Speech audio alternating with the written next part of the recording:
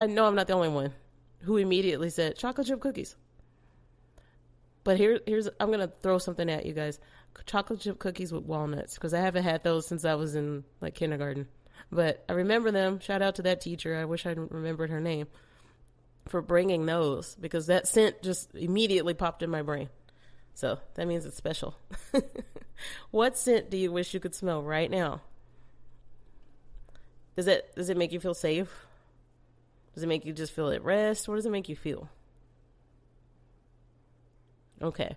So what's my next question for you is, when you were a kid, what was your favorite snack? Do you remember? And if you remember it, do you still eat that? And I know the millennials and maybe Gen X is probably saying, oh, maybe Gen Z even is saying Dunkaroos. Now, I never had Dunkaroos, guys. Now, but, oh, whoa. Before you all start booing and throwing tomatoes and unsubscribing, I just never had them. It's not to say that I avoided them. I remember having a friend that I grew up with, and she ate them all the time. And I wonder, because obviously we lost, well, I say obviously, well, we lost touch when we became adults, but I wonder if she still eats those, and if she ever had kids, if she feeds them to her children. Do they still make them? I will say that as a kid, I really liked oatmeal pies. I don't now. So when you get older, you'll notice that you don't like certain snacks anymore. But yes, what was your favorite snack as a kid, and do you still like it? What is your favorite small chore to do? And what I mean by that is, like, do you actually enjoy folding towels? Maybe you like watering the plants. Maybe you enjoy vacuuming. Or maybe for you, it's, you know what, I just like taking my dog out. I'm not going to lie to you. That is, when it comes to pet grief, that is one thing that I miss so much, is taking Hoshi outside. There were times that I used to hate it, obviously, when it was raining. But when I look back at my life now, I'm just like, man, I really miss those days. And him just sniffing around. And he really liked the sun. So your pet probably does too. But I would say that was my favorite chore. And now my favorite chore is, honestly, I really like wiping down like the countertops. I don't know why. It's odd. And I don't care if I can smell the cleaning supplies. I like it. I don't mind. And my last question for you is maybe one that makes a lot of sense for this type of a show. What is your angel number? Okay, would you consider it also like your lucky number? Or is it just, no, this is just my angel number? And why is it your angel number?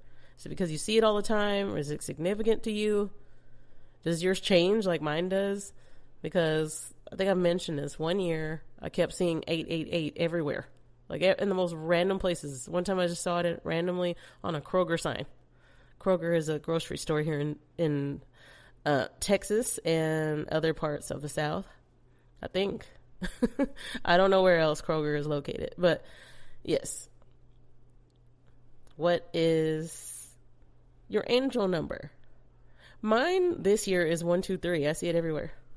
So I'm curious as to what yours is. And definitely, if you want to answer these and tell me what they are, feel free to go on a website, reach out. I want to know. I would love to know your answers to these. And those are your questions this week, New Moons. Thank you for hanging in there during today's sick day. I appreciate you. All right, New Moons, remember, I don't do spiritual work without consent. That's the pink unicorn in the room. So go to the website, the Lua Nova website, if you want to read the disclaimer on that. And if you don't consent to having your tarot cards read, that's fine. Today will be a one-card pull because, like I said, I don't want to energetically throw off the reading. So your card this week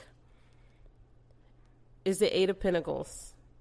And give me a second. And Spirit, thank you for your help. You know, one thing I know about all of my new moons is that you obviously have high standards. That's how you found me. Is that you're the type of person who you want to learn about manifesting, sure. And you likely know at least something. You know the universal laws, the law of attraction, something. But you want to learn in a way that makes sense to you. from a person that makes sense to you. And it's because you are passionate about everything in your life. Even if you don't think you are, you pay more attention to detail than you give yourself credit for. And so what I see with this Eight of Pentacles is that as you are developing more and more skills, I'm sorry, my watch just hit my other laptop. So I apologize if the microphone picked that up. As you are developing more and more skill set, especially when it relates to manifesting and then relates to getting what it is that you're wanting, what I feel is many of you are starting to make a shift in your career. And I'm seeing that 34 of you, wow, 34 of you are going to this week make a step, and I think this has something to do with the retrograde, make a step towards completely shifting careers, and I think you're at this point of, I'm good where I'm at, but I'm ready to go farther. So I see it still being maybe related to the same field, or you're going to take parts of it that, for instance, if you work at a bank and you work in a completely different field, let's say you go work at a nightclub, you're going to take what you learned from that bank to that nightclub and combine the two. Okay, like, well, I learned how to do this, this, and this, and that's how this applies to this job. That's what I'm seeing for you, and I'm seeing you really hone in on that. And I think that the reason why you tune in to me, just based on the energy that I'm feeling, is that even though you are, working so hard and just like, I'm determined. You're like, but when I'm listening to a podcast, I want somebody that understands what I'm going through. Maybe they also didn't come from anything, or maybe they also are Afro-Latina or Latina, and maybe they also just have a diverse background, because obviously all types of people tune into my show.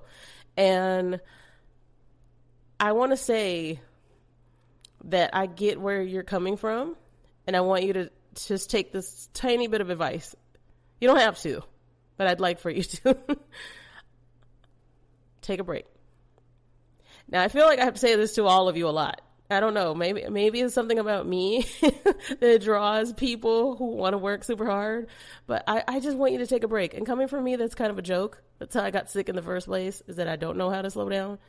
But this is me being the example and saying, this is what happens when you don't slow down.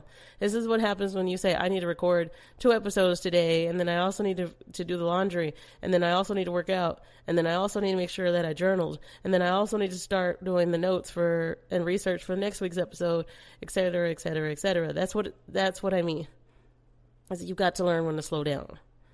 And I hear you, well, I have kids, or well, I have a husband and we have to do this. I hear you, but communicate with them, please. Something that I think all of us, especially millennials and Gen Z, that we lack is sometimes those communication skills are a little iffy, because we were taught, well, suck it up, especially millennials, suck it up. No one wants to hear that. You'll be all right. Walk it off. Well, no, friend, don't walk it off. Because although I see you definitely continuing to do well, this isn't an issue. Like I said, I see you transitioning into something completely different in your life as far as your career goes. In order for that to happen, you've got to take care of yourself. And this is advice for me too, because I feel like I needed to hear this too. And so I need you to step back a little bit. You know how sometimes I'll tell you, hey, listen to this, watch this show, or watch a show you really like. I definitely recommend that. And as a matter of fact, while I'm thinking about it, before I forget, I plan to do an episode based on The Hunting Wives. If you have not watched The Hunting Wives, that's your homework.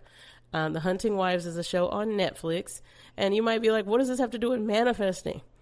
Well, pay attention, because I bet you can tell the direction I'm going to go with it once you watch the show. Remember, I grew up in Texas, so I'm very familiar with what Texas is like, and honestly, I feel like they nailed it as far as the fake Christianity and the secrets.